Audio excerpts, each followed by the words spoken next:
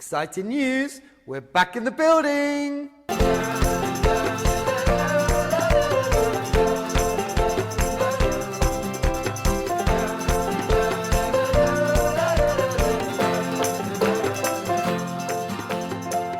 Hi, welcome to the channel. My name is Dan Beasley and this channel is all about inspiring intentional discipleship, helping you go deeper in your faith and living it out in the world today. And one of the things that enables you to go deeper in your faith and sustains you living out in the world today is to come to worship on a Sunday, to come with the body of Christ, all those other Christians, to come and worship God, to sustain each other, to pray with each other, to have fellowship with each other. And that has changed over the past 3 months. So I stood here at the end of March and said that the church was closing its doors, by the way, against government advice. When the government said the church had to close worship, we could have still live streamed our services.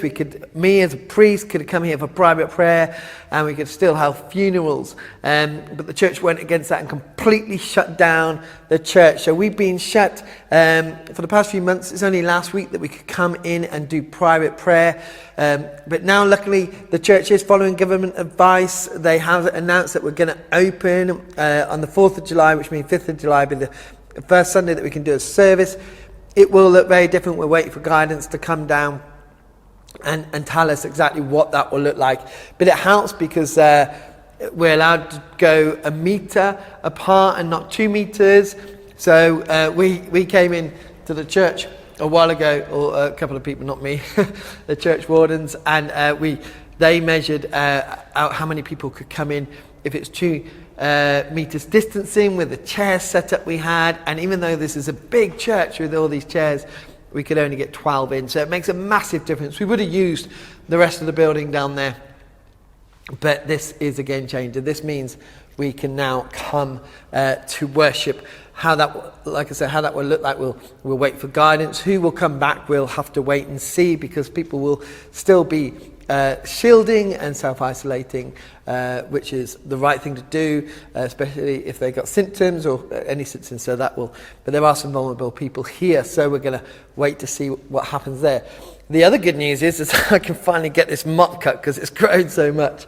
I think there'll be a rush on hairdressers, so things will look very different, but it's really exciting that we can come back in this extraordinary time to be able to worship. And that's churches across the land. Not all churches will be able to get back straight away, but the majority of churches on the 5th of July will be out in their out in the buildings, you know what I mean, worshipping God as a body of Christ. And that is, it's been so missed, the church, and being there at the centre of a community.